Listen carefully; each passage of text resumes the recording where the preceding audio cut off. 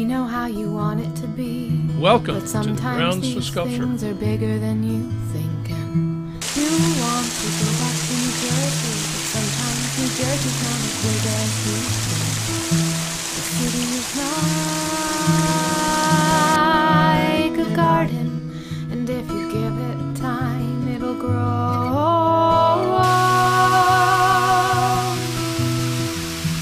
The ocean's only 7 hours wide, so sometimes these things are smaller than you think. In this episode, you're invited back to the Yuri Holoshi studio.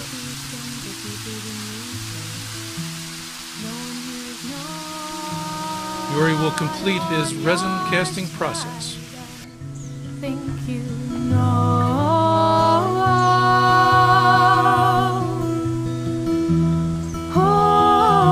Hold on. I'm your host, Rich Butterfuss. Hold on. See today you're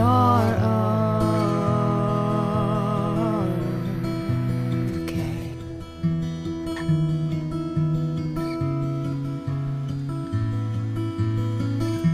We know exactly what you want, but sometimes what you have is more than you think. And you want to go back to New Jersey. Come on but in. sometimes New Yuri Jersey's has not as everything big ready as you and is waiting for us. when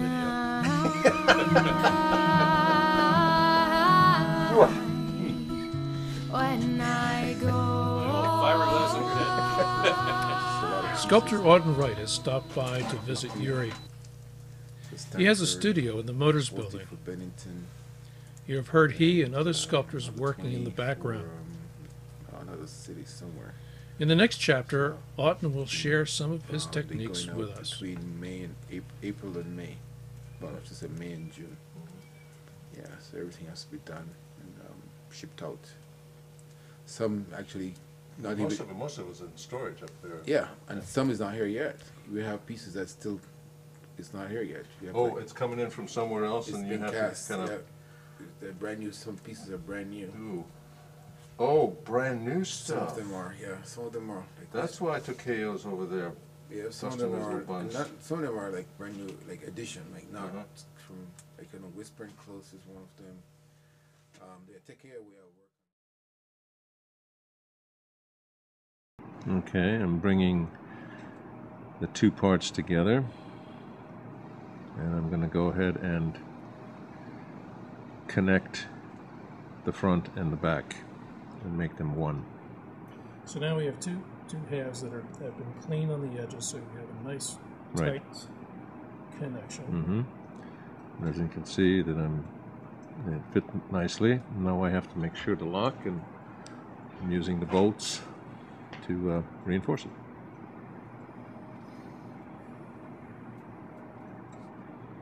You said earlier that too this could be used several hundred times, where the piece that Carol Furman did could only be used at one time. Correct. I mean, piece molds are basically they're done just to make that one basic print. This particular mold here, I'm able to go ahead and make at least, for sure, at least 50 prints of it, but silicone might be a little bit more hardier. I've never gone anywhere beyond like maybe 8 or 10 prints, but it's available, and you can use it. And as long as you maintain, pressure would fracture for me to doing this. You can see from the inside is that the two outside seams are very tight, and then we have the connectional points for the interior, which I will now have to go ahead and Okay. Now that we have the two molds together, what I'm going to do is I'm going to go ahead and pack in the resin bonded sawdust in through those open areas, what you see is white, which is the mold, and then close up the seam part, and then this way we tie the front and the back together as one.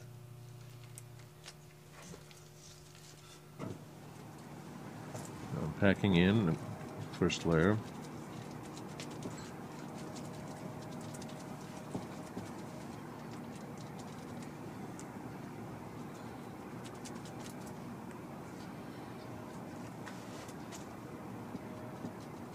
experience with fiberglass and working with resin is that the inside of it must be getting pretty warm by now. A little bit, but not that much as yet, because it takes a while for it to really harden up.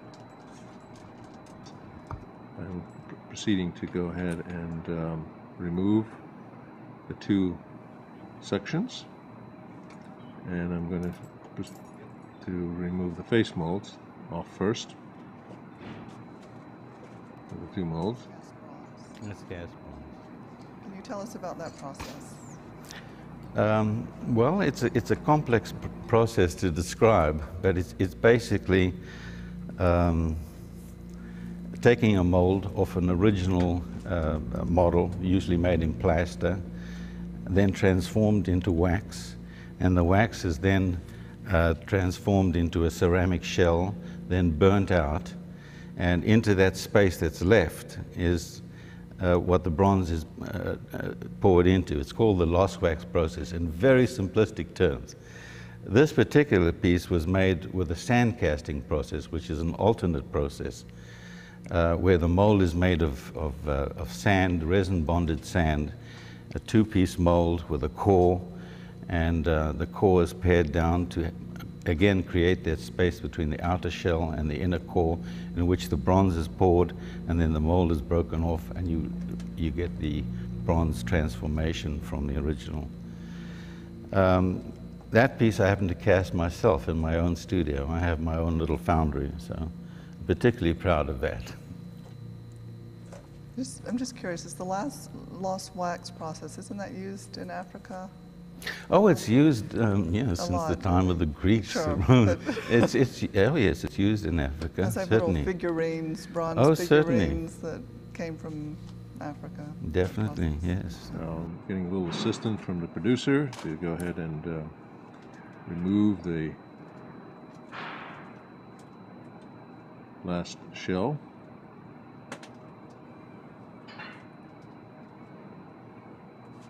Another mold, and that part is coming off.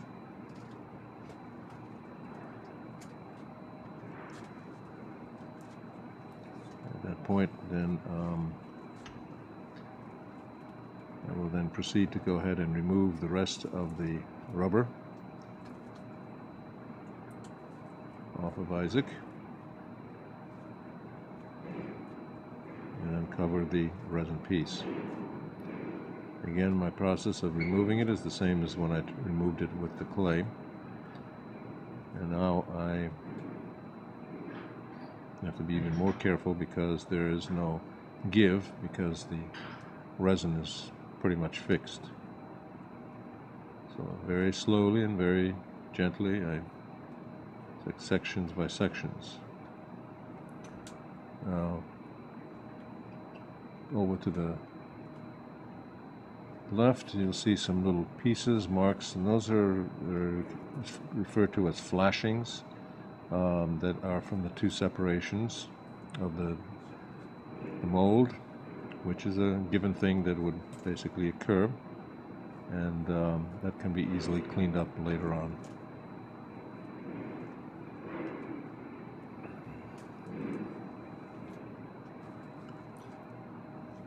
Now, you have any problems if we have those three pieces that we have to add to this in the future? I mean, will you just bond it with the same material? Can you use it like a glue? And that's the nice part about it, is that this resin is basically an adhesive. So in the process of when something breaks or I have to sort of attach certain things, I can use the same material and rebuild it. And so when I am ready to go ahead and add the hair pieces, I will score the specific areas and then begin to add the parts to it. And then once it is set, then I will proceed to go ahead and do some finishing work by blending the textural areas around that area, those parts. And you'll also, I guess in the next segment, you'll probably you mentioned that you're going to add other elements to it, like a collar and that sort of thing. Right. Like you showed us in the very beginning with the portrait of your father.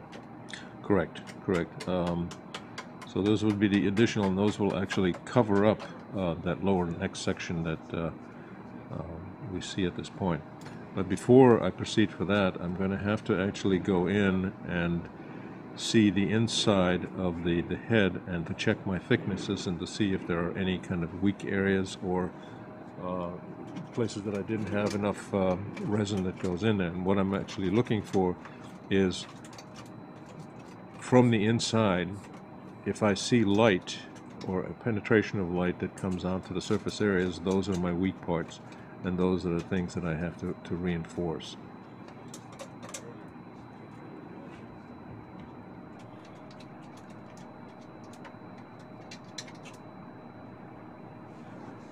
Okay, here I'm taking all the little extra sections like the hair pieces around the ear and then the forehead, and I'm packing the little rubber molds in. I don't have to put any fiberglass into this because it's relatively strong, and it's sort of doesn't really have any major pressures at that point. I will, though, need to kind of make sure that the resin, because it has sometimes a tendency, the small things, to rise to the top surface. And so I'll probably have to sprinkle a little bit of sawdust. That's something sort of like, when you're cooking, and you're making bread, you sprinkle a little bit of flour. And it does help a lot, that they sprinkle over that dust on it. And then it gives you that ability to really pack down into the mold and without having it come back on your fingers, the material coming back on your fingers at that point. So it gives you a good pressing capability. At the same time, it soaks up any additional resin that may be still loose in that area. So you get to use a little of your cooking experience in doing some of this too. So, oh yeah, it's the utensils of a kitchen, or the techniques of cooking, they all seem to sort of infiltrate within my art materials. I don't know how many various things I have borrowed from the kitchen and then never returned them. And and I mean, even now I'm so there are some things that I'm looking at that I need to find, but I can't find it in any art store. So I'm planning to make a little trip to Williams-Sonoma and see if they have anything at that point in time that will suffice my needs. So it's like, yes. Well, I've watched you cook, so I can see a lot of similarity between the way you cook and the way you actually work with some of these materials that you're using. Yes, connections. Though I do not recommend that we eat any of the stuff that we have here. Okay, so now we're looking at the hairpiece. Yes. For those of you who don't remember the earlier part when we made the smaller molds. This the one from above the forehead. And this is originally we had made two parts of it, and then I had fused the rubber together. And as you can see here, again, I'm sprinkling some of that dust in there, and packing it in. It makes it so much easier, what I'm doing, to really use a little bit of dusting at that point. It also gives a nice sort of softness to the material, especially when if resin isn't packed down that way. It has a little sharp points. And so it tends to sort of grab either my glove or leave, scar the hand in a way. So when you have the sawdust on there, it makes it much more softer and more manageable. All right, I'm working on this separate, deciding that I'm going to do an individual piece. Now this particular material is actually thin fiber, like a fiberglass, but very thinly packed in. And comes in big rolled stretches, and so what I've done is I cut out a shape, and then I have marked the stone that I'm going to pack it on, so I know exactly as to where I need to lay the resin bonded sawdust, and I will put down the first coat. Now I've also sprayed the marble with some of that mold releasant that you see up in front of me. So that I'll have a good release when this thing begins to set. Now I'm doing this partly is to to see about how much I can do with this in terms of once I know exactly when I can pick it up. and at that point be able to use the form independently and then proceed to shape it. Still completely unknown and at this point as to what my time frame is, so I have an approximation of somewhere between 2 and 4 hours, somewhere within that range, or maybe sooner. So, and it's something that we'll be experimenting on. So basically, we can walk away from this and just leave it, and come back, and it'll still be workable. Still be workable in terms of is that the material will be firm, but yet flexible, that you can shape it or position it into whatever structure that you want. Now, this process you're using, I've watched you before when you're working with other materials like wax. You can actually use the stone as a way to develop a piece that you're working on. I guess in the future we'll probably see more of this as we go into other chapters in this program. Yeah, the process of working with using the marble slab and developing my sections in wax is what I basically do. Is I'll get warm, soft wax, and then I'll lay it out there, and then I'll heat it, I'll re-roll it, and heat it, and shape it, and push it into whatever shape that I want, front and back. And then once I have the shape that I want, then I will then re-warm it again, whether I use a heat gun or whether I use hot water consistency, and then bend and shape to the desired structure that I want. So it is close in that sense, and I'm hoping that I can somehow kind of emulate that same kind of process with this particular portion in terms of using the resin. So, for the viewers who are watching this, there are 2 pots on the table, and for those of you, we talked before about repurposing equipment. Those pots are filled with wax that Yuri uses to build his to make my sculptures. make your other sculptures. There's a little pot wax that's up front, that's sort of the green one. That's a relatively low heated and continuously there's always wax in there, just staying warm. The bigger one, which is actually a turkey cooker, an old turkey cooker that I heat up wax when I need larger amounts, and or rejuvenate wax at the same point.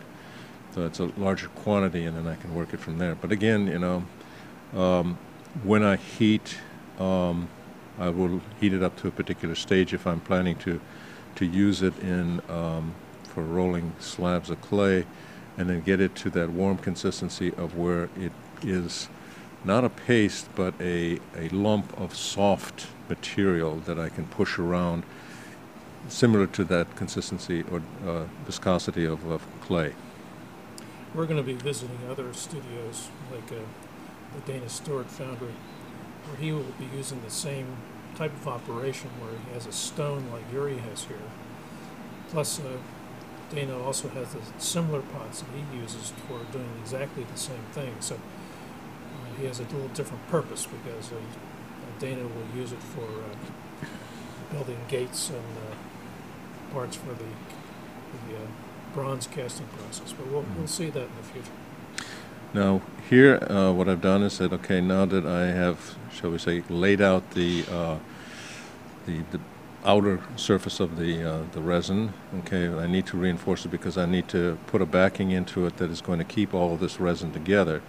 So I've taken this pressed fiber and I'm packing it in so that it'll be sandwiched in between it, and then I'm putting some more resin on the outside surface to sandwich the fiber in between the 2 parts, and then this way I'll have that entire shape as one, and allow me to go ahead and make the necessary shape that I will need to develop for Isaac's portrait. As I'm laying on more thicker, you can kind of see how it still is sort of shiny. I'm working out the edges, building down to those points. making sure that the resin is, you know, properly coated. And I wanted a little bit soupier at that point because I want to make sure that the resin soaks into the pressed fiber mesh and locks in the two parts. Doesn't leave any open hole or passages. As I have finished that area, and then I've actually sort of cleaned up the edges, then what I'm going to do is, again, like what you saw me do, otherwise is sprinkle some of the sawdust here, and Marie, back in the kitchen again. back in the kitchen, you know, just laying down, and then to really sort of flatten out, because there's going to be a lot of lumps when you're doing that. And so I use a little bit of a roller to roll out, again, the sawdust helps me to be able to roll it at that point. Now, it's about a little after 2 hours at this particular point in time, and I'm starting to lift up, and as you can see, it is quite flexible. Still has a little, you know, tendency wanting to stick to the marble, but, you know, it's lifting off that particular surface, and I'm able to get this loose, flexible piece and be able to use that to make some shapes. Stick it in the oven. I'm kind of falling through, and I, you know, think about, hey, why didn't I think of the sawdust as flour, do something, you know, and see how that begins to work. Now, it did fantastically. When we had left yesterday, excuse me, it was this morning that I had figured, okay, I'm going to use this part here also to work out the collar. Now, here I am, because of what happened with that, because I have the sawdust thing worked out, now I'm doing the collar this way. Well, So since morning till evening, you had a light bulb moment, because when you picked up the piece and you saw how flexible it still was because it was lying on the stone, right, it just kind of made it in a. I mean, who would have known that that's how it would have turned out? it wouldn't have. I mean, you couldn't have, you know, calculated. I would have figured it would have been stiff as a board Right. and not flexible. Yeah. I mean, I felt a little flexibility last night on a small piece at a 2-hour level. Wasn't quite sure about the 4-hour level. So and now that gives me the 2-hour window at that point. I was amazed to see how that 4-hour level was just. Still It was movable. like moving like leather. Yeah. You know, Yeah, exactly. had a little bit of as memory to it, but I mean, it's still. I mean, technically, you should be able to pick it up and bang it against it. It just should be as hard as a rock. Mhm. You know, So, very interesting. and so as artists, okay, we always keep ourselves flexible. And then going through all that stuff and what we need to, you know, experience, what we need to kind of, you know, feel, and, you know, our direction. So it's like, oh, this is better than what I had thought about before. So I'm moving in this direction now. It's no like, okay, you know, I'm locked in and this is where I'm going to go with it. You know, it's constantly rotated, so. Or it never really sort of opened itself up to dealing with internal activities of what goes on with the figure and the form. And with the metal, I was able to push it. Cold forging, various other things, you know, adding into it. Or even the unpredictability of, you know, how things come out, and casting. You know, got the right shape, but then all of a sudden, you know, somehow, you know, it warps a little bit, it moves, you know, because of the way it cools down. And just those little few subtleties, and adding one section to another section coming together, it just changes the whole range of vocabulary of the entire piece, because now you're dealing with it in metal. Before you were dealing with it in wax. Before that you were dealing with it in clay. And each one of them has its particular limitations. You also said that you have 3 different resins that you can work with. One that's super slow, and then a middle ground, and then the slow. What this is still slow. I mean, this is the quickest of the. This is the quickest of the bunch, yes. But it's still, you can work with it, and you don't have to worry about it setting up real fast. And so you also have that flexibility, which with this. Exactly. So you have your resin mixed with sawdust, you have your fiberglass between it, which is that fine fiberglass you've been experimenting with, and then a little more sawdust on top, and you're using kind of the way you, as you say, flour the bread, and you roll it out with a wooden dowel. Right. And now you're waiting for it to set up, and then To you the move point it, of, you know, where I and can move it into the that particular shape. shape. In this case is the collar of Isaac's shirt. Exactly. Now this is now 2 hours afterwards, and I've actually started to place the structure, the slab that I had just completed, and I'm finding it very bendable. And what I'm doing is I'm shaping it, I'm wrapping it around Isaac's portrait, and I'm using actually the clay portrait because that still has the shoulder is there. I did make a piece for the back part of the shoulder, which I was planning to use at that point, but then later on decided just that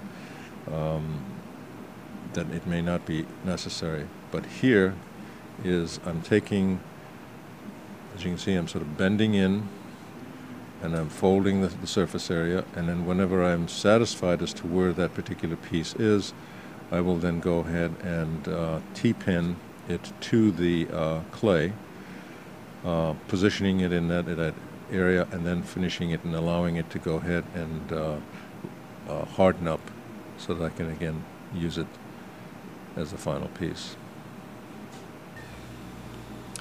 Yuri is completing the final parts of the Isaac Witkin portrait. We will end this chapter in the next episode. Yuri will complete the final finishing and mount the portrait. In Chapter 3, we will begin a new project.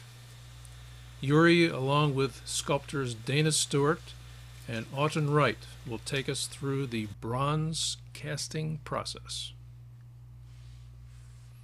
I made lots of dinosaurs.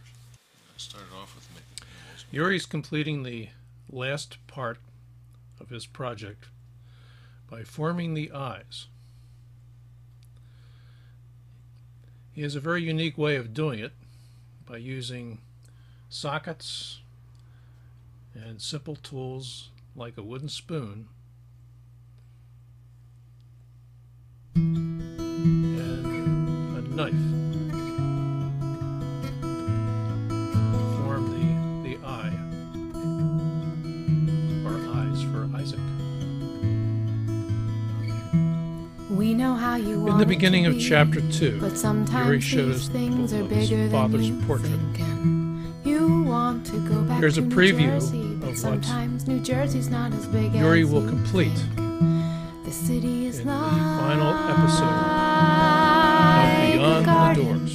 and if you Bronze give it sculpture. time, it'll grow.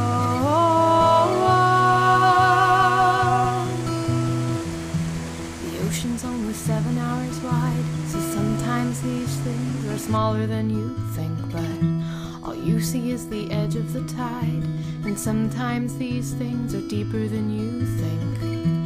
No one here is no